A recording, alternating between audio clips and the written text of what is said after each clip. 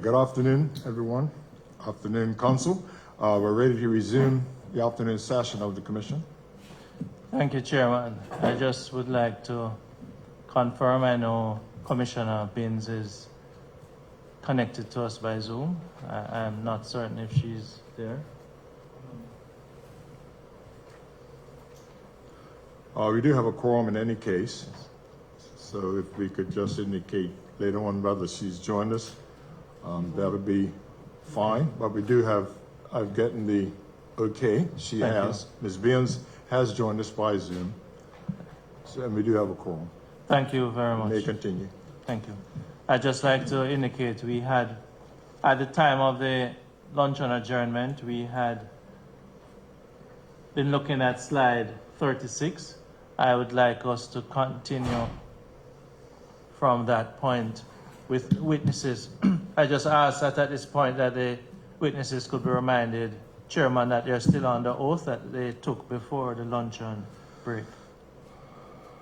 Okay. Now, in respect of slide 36 where we were, I just ask you to pick up there, Miss or Mrs. Robinson, with regards to the presentation being made. Okay, this is Brittany speaking again. When we left off on slide number 36, I was discussing some of the other court cases and encounters that would have followed that 1947 Supreme Court case between Mrs. Amelia Kappa and my great-grandfather, Heman Montgomery Bascom Smith. So some of the other court cases and encounters are listed below, and I will talk in subtle detail about some of these cases because I do not want to take away the message that I had shared for that 1947 Supreme Court case. Yes, please proceed.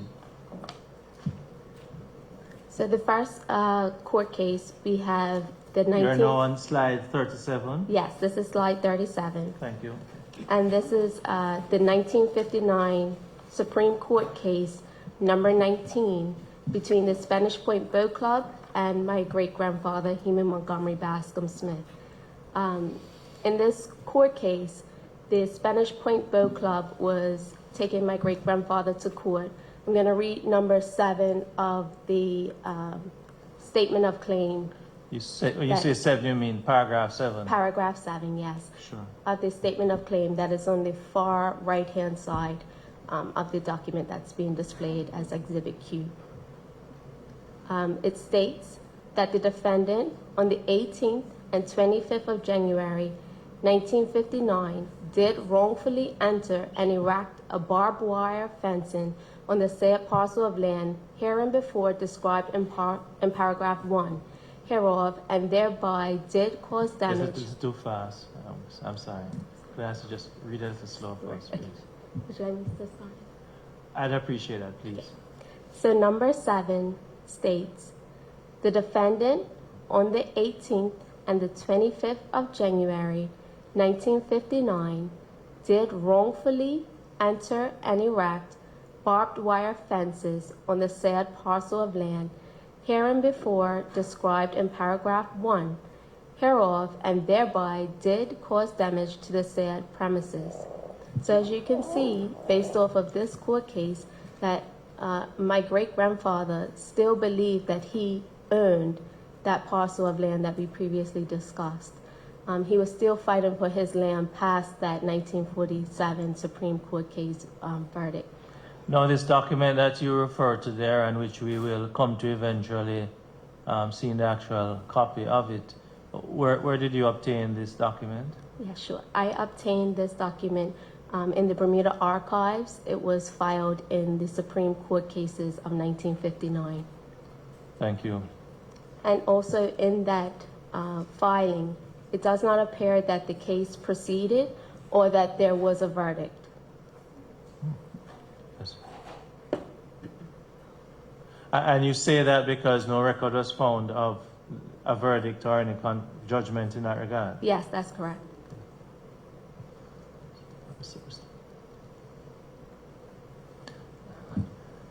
Yes, please. And then the next encounter, we have the 1964 Windsor Development versus Albert Jones and Newbold Smith. Newbold Smith was my grandfather, and he was the son of Heman Montgomery Bascom Smith. He would have inherited the land of my great-grandfather. In a letter addressed to the chairman of the Joint Standing Committee on Private Bills, the House of Assembly, Hamilton, Bermuda. I'm sorry, and just for certainty, the basis of you knowing that Albert Jones and Newbold Smith, you Yeah. say is your uncle? No, it's my grandfather. Who is your uncle? Did you just say your grandfather's son? My great-grandfather's son. Okay, yes, that's what I apologize. Yeah. Your great grandfather's son, his name is? Newbold W. Smith. Okay, and you know that how? That's my mom's dad. Newbold is my father. Okay, good, because I just want to ensure that you know why the person is so related. Thank you. Thank you. And this letter is indicated on slide 38, Exhibit R, and it's on the far right-hand side of the slide. And in this letter, it addresses the chairman of the Joint Standing Committee on the Private Bills. A company by the name of Windsor Development Limited had entered a private bill notice in the Royal Gazette on January 17, 1964. The letter that is on the middle part of the page, that's a bit yellow, this is where my grandfather, Newbold Smith, sends a letter to Appleby, Sperlin, and Kemp, and it says, "Gentlemen, in reference to the bill to incorporate a portion of property in Spanish Point, Pembroke West, by Mr. John Peter Capper and his sister, Mrs. Mary Dallas, I beg to inform you that I am in possession of a portion of the property in paragraph 3 of the list of properties. I also have a house on the said portion of property, and I have been living in the house for the past 15 years without any interference. I have my deeds for this portion of property, which were made out by Gray and Smith, and I would also like to add that the 3-foot right-of-way is not in the correct position. Yours truly, Mr. Newbold Smith." So the reason as to why I entered this encounter was because Windsor Development Limited, the company itself, I believe was there to disguise the individuals who held this company, namely John Peter Capper and his sister, Mary Jane Dallas, which were the grandchildren of Mrs. Amelia Capper, which we saw in that 1947 court case. Where did you, this document that you reference here, Yes. where did you obtain this document? So my grandfather's letter, we found, Found it in a pack. This is Gina. I found it in a. Could in you a- just repeat Sorry. your name for me? It's Gina, Yes. and I found this particular letter in a pack, but it was just this letter with a copy of a deed, nothing else. Okay. And this letter, however, is unsigned. That's correct. Okay. Yes, please continue. so I have also inserted an image of a copy of the private bill in which the Windsor Development, No, I'm sorry, just before, could I take you back to slide 38? There are two documents on the slide, however, you made reference only to one. What is the other document on the right-hand side of the slide? we were able to obtain that document from Mr. Albert Jones, his granddaughter. And what is it? It is a letter to the Joint Standing Committee of Private Bills, the House of Assembly, and it's a notice of intention to petition the incorporation of a company named Windsor Development. And it was sent in by Mr. Coleridge Williams on behalf of Albert Jones and my grandfather, Newbill W. Smith. Thank you. And what is it dated? It's dated February 14th, 1964. Okay, thank you. And you have a copy of that document? Yes, this Which is is- Exhibit R in the packet, Okay, the entire document. thank you. You may proceed. Thank you. You are now on slide 39. Yes, this is slide 39, and I found, well, actually I didn't find it, but a lady at the Bermuda National Library was able to assist me in locating this Journal of the House of Assembly Bermuda Sessions for the period of 1963 to 1969, in pages 165 to 166, in which the Windsor Development Company Act of 1964 was adopted. It was without the inclusion of the parcels of land that Albert Jones and Newbill Smith owned. And on the first image, where I have a red arrow, it says N, the Windsor Development Company Act of 1964. Number 2, with regard to the last named bill, it was brought to the attention of the committee that a dispute exists as to the title of the land described in paragraph 3 of the schedule to the bill. With concurrence of the petitioners, the committee recommends deletion of this paragraph solely in order to facilitate the passage of the bill through the legislature, and upon clear understanding that the petitioners in assenting to this course do not do so entirely without prejudice to their claim to the land in question, and without making any admission or denial in respect thereof.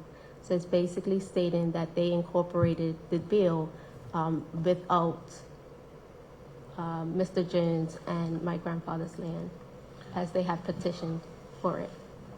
So let us not move past that without a question being asked. The previous slide and this slide, where reference is being made to finally to this document, you say this to say what? The absence of the land that is referenced, that references your grandfather and your uncle. What exactly? No, he's a neighbor. He was a neighbor, yes. My apologies. What exactly are you saying? I'm stating that the Windsor Development Company, who was under the direction of Mr. John Peter Kappa, who was also involved in that 1947 court case between Amelia Kappa and my great-grandfather, I believe they used a development to come back and claim that portion of the land again. And when I go through further slides, the portion that they are claiming is also marked on the map that I previously showed that was presented for that 1947 court case. And specifically as it relates to the bill, Yes. which is referenced on slide 39, the land owned by which you purport to be owned by your great grandfather, is that a part of the bill? No, I inserted a copy of that bill that has now been excluded with my grandfather's land. Right. And that's what I'm trying to focus on. And is there any comment you'd make as to the absence of that portion of the land in this bill? I believe that they realized that the land was not theirs, and it would later be proven that it was not their land, because there was a subsequent court case. Okay. So just to be clear, and we'll come to the document eventually, what land is referenced in what you refer to as Exhibit R, which we'll come to later, what land is referenced in this document? What's referenced in this document is the portion, are you asking the portion of land that was adopted for this?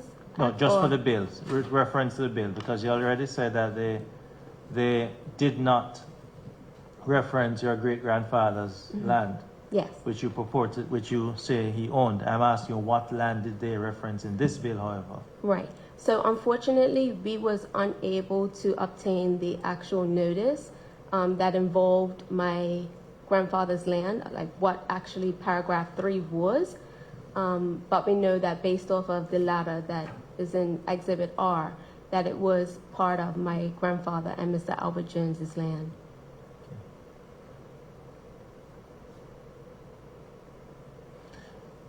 Let me repeat, just to clarify.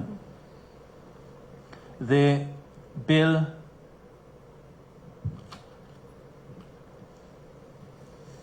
which was placed before this joint standing committee, a private bill, Yes. it referenced property. The property that it referenced, did it have any bearing on what you had referred to earlier as Exhibit A, I think? The deed of gift. Does it reference that property at all? No, it wouldn't have referenced the area for the 1888 deed. I think I previously discussed how my grandfather would have purchased the back portion of the land. That portion was then given to his son, Newbilt Smith. And if you look at the map that Mrs. Amelia Kappa presented for that 1947 court case, the areas marked A and that were colored pink, that was the area that was trying to be incorporated into this Windsor Development Limited bill. Thank you. Thank you.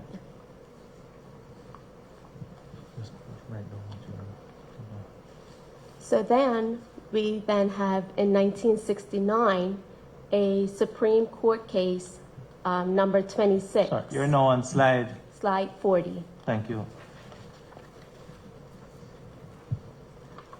In this Supreme Court case, number 216, we have the plaintiff as Mr. John Henry Dallas, who, if I could just refresh your memory, Mrs. Mary Jane Dallas was previously Kappa. She was the granddaughter of Mrs. Amelia and Peter Kappa. She married Mr. John Henry Dallas. So the plaintiff in this case was Mr. John Henry Dallas, and it was against Mr. Athol Jones, Newbilt Smith, Heman Montgomery Bascom Smith, and Carlton K. Wellman. And I'm just going to read the statement of claim, which is Exhibit S, because I believe that the portion in this statement of claim, in the next slide, I'm going to show a plan that will depict kind of the area that they were claiming were theirs. So it says, Statement of Claim 1. The plaintiff is entitled to the possession of all of the certain or parcels of land situated in Bermuda Parish in the islands of Bermuda, delineated and outlined in pink on the plan annexed to the indenture dated the 9th day of July, 1960, and made between Amelia Kappa of the first part, John Peter Kappa, Cecil Christopher Kappa, and Mary Jane Dallas of the second part, John Henry Dallas of the third part, and Lawrence John Medeiros of the fourth part, and estimated to comprise 0.536 of an acre and bounded northerly by the public road known as the Spanish Point Road, and there measuring as shown on the said plan 133 feet.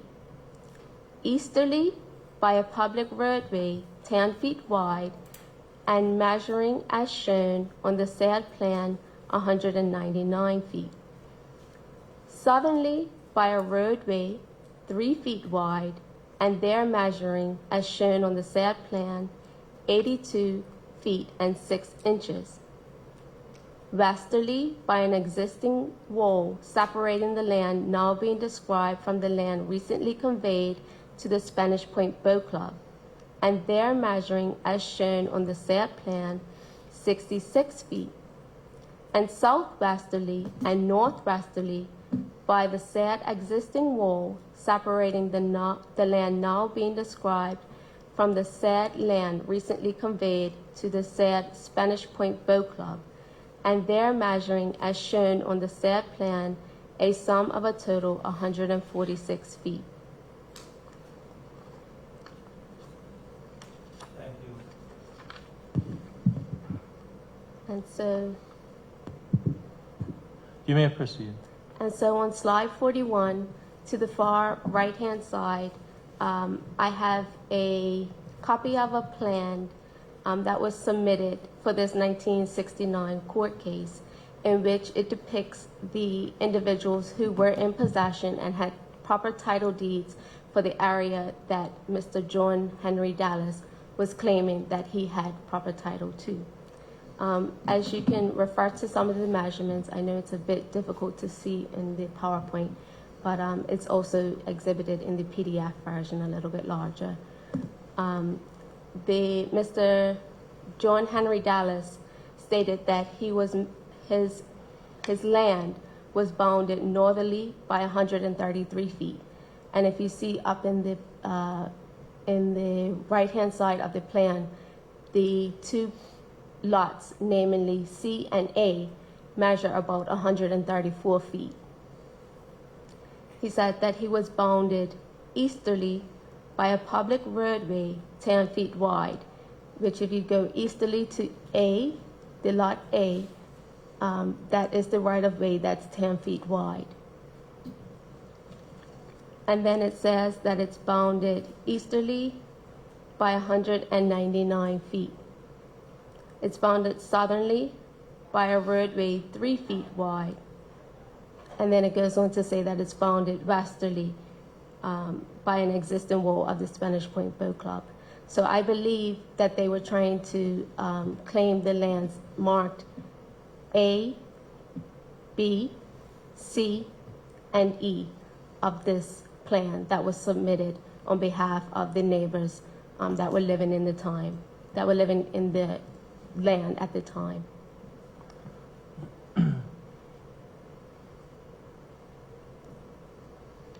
And of present day, can you on that document indicate where the Robinson house is now? Where is it now, present day? Even though this is something that's attached to a 1969